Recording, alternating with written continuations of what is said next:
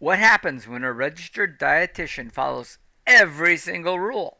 Low fat, whole grains, more cardio, and ends up suicidal and malnourished. That's not a fluke. It's a failure. And today we're exposing the truth they don't want you to hear. Hello, everyone. My name's Marc Bates. I'm a metabolic health coach. This is part of my question and answer series and titled She Followed Every Rule and It Nearly Killed Her. Okay, let's get to the question. You've described these powerful moments of awakening across multiple experts, but I'm curious about your own stance.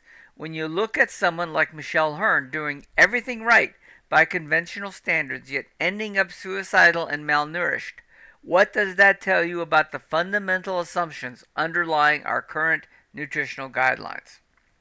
And that's a great question because it's very true.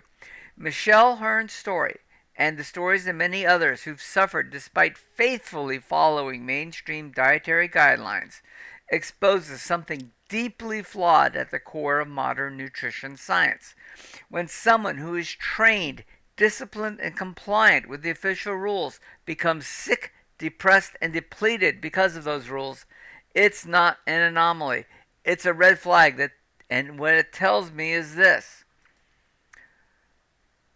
One, the assumptions of our current nutritional guidelines are not just misguided, they're fundamentally broken. Let's look at a few of these core assumptions. Number one, fat is dangerous, especially saturated fat. Well, this premise is largely rooted in the shaky science of Ansel Keys and political consensus rather than robust clinical evidence. This drove the demonization of traditional nourishing foods like red meat, butter, eggs, and full-fat dairy. Yet, when people like Michelle removed industrial carbohydrates and increased these very fats, they began to heal physically and mentally. Okay? So this is not a fluke. This is the correction of the metabolic dysfunction. Assumption number two, calories in, calories out is the key to health and weight control.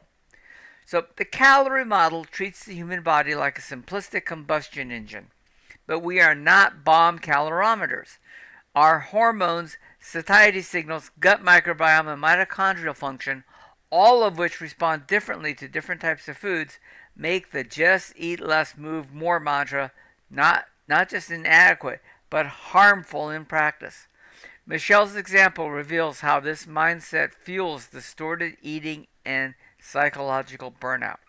Assumption number three, whole grains, legumes, fruits, and vegetables are universally health promoting. Well, plant-based nutrition has been elevated to moral doctrine, despite clear evidence that some of these foods can be inflammatory, high in anti-nutrients like oxidants, oxalates, or lectins, and inadequate in human nutrients like bioavailable iron, B12, zinc, and fat-soluble vitamins.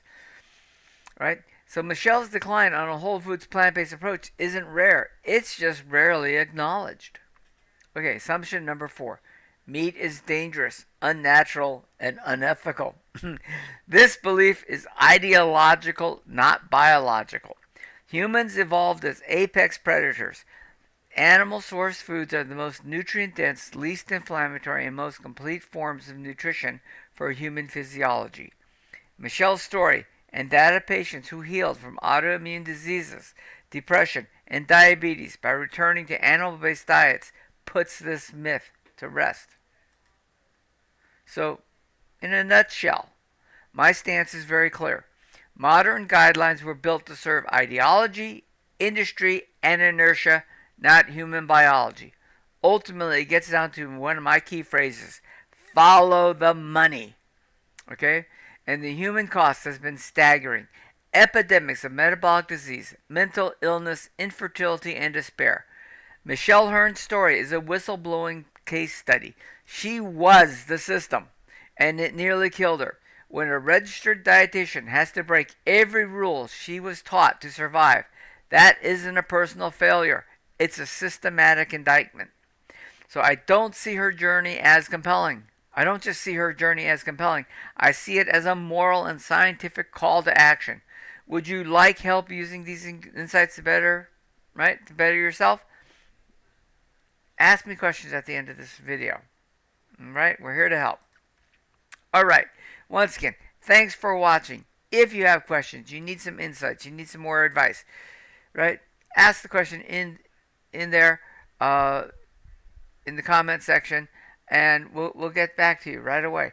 Now, also remember, this is a community. I'm here to help educate you and train you and let you know what you need to know. Let me know what you're missing. Let me know what you would like to hear next, and we'll build videos for you. So give me that information in the comments. And also, if you haven't done so already, please like, subscribe, share this video with a friend or two.